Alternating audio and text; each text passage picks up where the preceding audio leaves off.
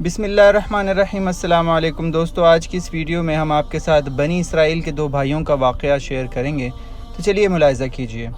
بنی اسرائیل میں دو بھائی تھے، جن میں سے ایک مسلمان تھا اور دوسرا کافر، اور تھے دونوں دریا کے شکاری۔ کافر بت کو سجدہ کرتا تھا، مگر جب مچھلیوں کے لیے جال دریا میں ڈالتا، اس قدر مچھلیاں اس میں آ جاتی تھیں کہ اس کو کھینچنا مشکل ہو جاتا تھا، مگر مسلمان کے جال میں صرف ایک ہی مچھلی آتی تھی۔ وہ مسلمان اسی پر صبر کے ساتھ خدا کا شکر ادا کرتا تھا۔ اتفاقاً ایک روز اس مسلمان کی بیوی اپنے مکان کی چھت پر گئی تو اس کی نظر کافر کی بیوی پر پڑی، جو زیور اور بہترین لباس سے آراستہ تھی۔ یہ دیکھ کر اس مسلمان کی بیوی کے دل میں وسوسہ پیدا ہوا کہ کاش میں بھی ایسی ہی ہوتی۔ کافر کی بیوی بولی، تو اپنے شوہر کو آمادہ کر لے، وہ بھی میرے شوہر کے معبود یعنی بت کی عبادت کیا کرے، تاکہ تو بھی میری طرح مالدار ہو جائے۔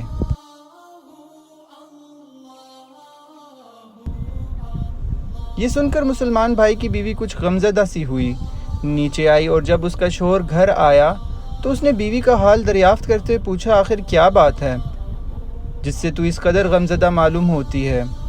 تو وہ کہنے لگی، بس میاں، یا تو مجھے طلاق دے دے یا اپنے بھائی کے معبود کی پرستش اختیار کر۔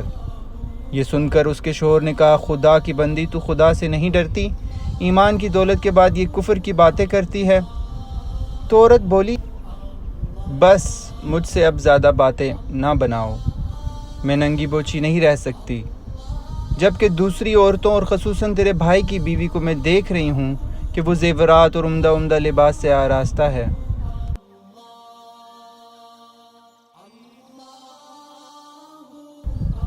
جب اس مرد مومن نے دیکھا کہ یہ عورت تراہٹ پہ اتر آئی ہے اور اس کا اصرار حد سے بڑھ چکا ہے، تو اس نے عورت کو تسلی دی، کہا، اچھا، گھبرانے کی ضرورت نہیں ہے، میں کل سے کاریگروں اور مزدوروں میں جا کر محنت کر کے تجھے روزانہ کے 2 درہم دیتا رہوں گا، تو اس سے اپنی حالت درست کر لینا۔ یہ سن کر عورت کو کچھ تسکین حاصل ہوئی، اور سویرے ہی وہ مرد مومن مزدوری کی تلاش میں نکلا، لیکن کسی نے اس کی بات نہ پوچھی۔ یہ دیکھ کر وہ دریا کے کنارے پہنچا اور شام تک اللہ کی عبادت میں مصروف رہ کر رات کو جب گھر آیا تو بیوی نے دریافت کیا، آج تم کہاں تھے؟ تو وہ کہنے لگا، میں بادشاہ کی خدمت میں تھا، اس نے مجھ سے 30 دن کام کرنے کی شرط کی ہے۔ عورت بولی کہ آخر وہ بادشاہ تم کو کیا دے گا؟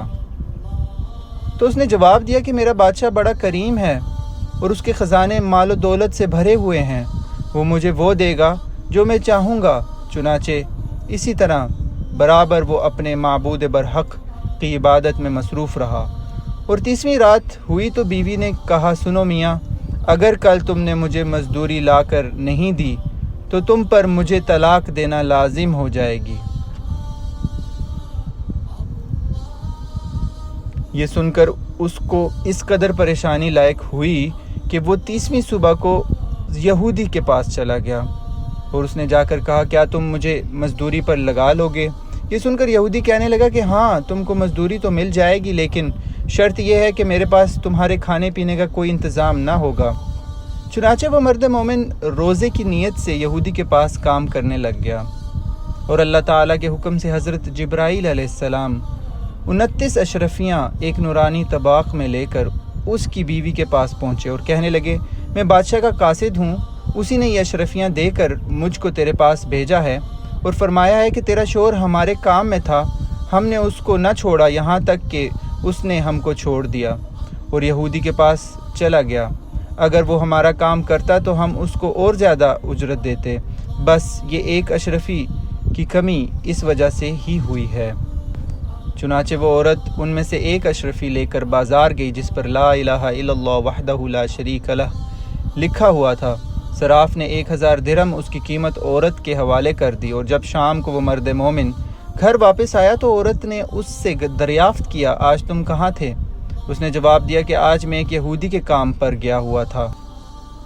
تو بیوی کہنے لگی کہ آخر بادشاہ کی خدمت ترک کر کے تم دوسرے کی خدمت کیوں کرتے ہو؟ پھر اس کو اشرفیوں کا واقعہ سنایا، جس کو سن کر وہ مرد مومن روتے روتے بے ہوش ہو گیا، اور جب اس کو ہوش ہوا تو بیوی سے کہنے لگا، افسوس کہ میں نے بادشاہ دو جہاں کی خدمت کا حق اپنے اوپر لازم نہ کیا۔ اس کے بعد اس شخص نے اس عورت کو چھوڑ دیا اور پہاڑوں پر چلا گیا جہاں خدا کی عبادت میں مصروف رہ کر اس کا انتقال ہو گیا۔ اللہ تعالیٰ اس پر اپنا رحم فرمائے، آمین۔ دوستو، اللہ تعالیٰ ہم سب کو صبر و شکر کے ساتھ رہ کر زندگی بسر کرنے کی توفیق عطا فرمائے، آمین یا رب العالمین یا ارحم الراحمین۔